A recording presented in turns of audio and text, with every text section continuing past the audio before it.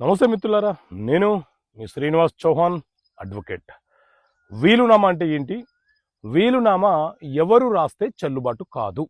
So మిత్రులారా, మన దేశంలో ఇండియన్ సక్సెషన్ యాక్ట్ 1925 అనే చట్టం అమల్లో ఉన్నది. ఇందులోని సెక్షన్ 2 సబ్సెక్షన్ హెచ్ ఏం చెప్తుంది అని అంటే, ఎవరైనా ఒక వ్యక్తి ఏదైనా ఒక ఆస్తి మీద పరిపూర్ణమైనటువంటి హక్కులను కలిగి ఉన్నప్పుడు ఆ వ్యక్తి ఆ ఆస్తి తన తదనంతరం ఎవరికి చెందాలో లిఖితపూర్వకంగా రాసే ఒక డాక్యుమెంట్ని, ఒక పత్రాన్ని వీలునామా అని పిలుస్తుంటాము. వీలునామా అనేది ఖచ్చితంగా లిఖితపూర్వకంగానే ఉండాలి. వీలునామా రిజిస్టర్డ్ అయినా అన్రిజిస్టర్డ్ అయినా చెల్లుబాటు అవుతుంది. కొన్ని సందర్భాలలో అన్రిజిస్టర్డ్ వీలునామాలను ప్రభుత్వ అధికారులు స్వీకరించరు. ఎందుకంటే ఒక తండ్రికి సంబంధించిన ప్రాపర్టీ మీద వివాదం ఉన్నప్పుడు ఆ వీలునామా ఆ తండ్రి రాసి మరణిస్తే ఆ వీలునామాని మిగతా వారసులు అలిగేషన్స్ చేసినప్పుడు అన్రిజిస్టర్డ్ వీలునామా సందిగ్ధంలో పడిపోయే అవకాశం ఉంటుంది. కాబట్టి ఎక్కువ శాతం మీరు రిజిస్టర్డ్ వీలునామాకి ప్రియారిటీ ఇవ్వండి.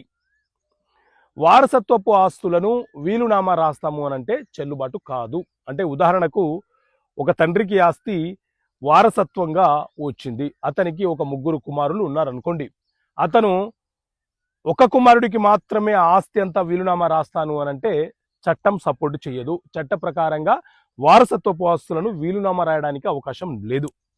అదేవిధంగా వీలునామాలో 2 సాక్షుల సంతకం ఖచ్చితంగా ఉండాలి. మైనర్లు కానీ, మతిసిమితం లేనివారు కానీ, బలవంతంగా ఎవరైనా రాయించుకునే వీలునామాలు కానీ చెల్లుబాట్లు కావు. వీలునామా అనేది ఇష్టపూర్వకంగా, మనస్ఫూర్తిగా, ఒక మంచి మైండ్లో, సౌండ్ మైండ్లో ఉండి వీలునామా రాస్తేనే చెల్లుబాటు అవుతుంది. లేకపోతే ఆ వీలునామా అనేది చెల్లుబాటు కాదు. ఇది చట్టం చెబుతున్నటువంటి అంశము. ఈ అంశాన్ని మీకు అనుకూలంగా కొంతమంది, అనుకూలంగా లేకపోతే మరికొంతమంది మార్చుకొని నెగిటివ్ కామెంట్స్ చేయకుండా నేను చెప్పిన సెక్షన్ని చదివే ప్రయత్నం చేయండి. ఓకే మిత్రులారా, థ్యాంక్ యూ. జై హింద్.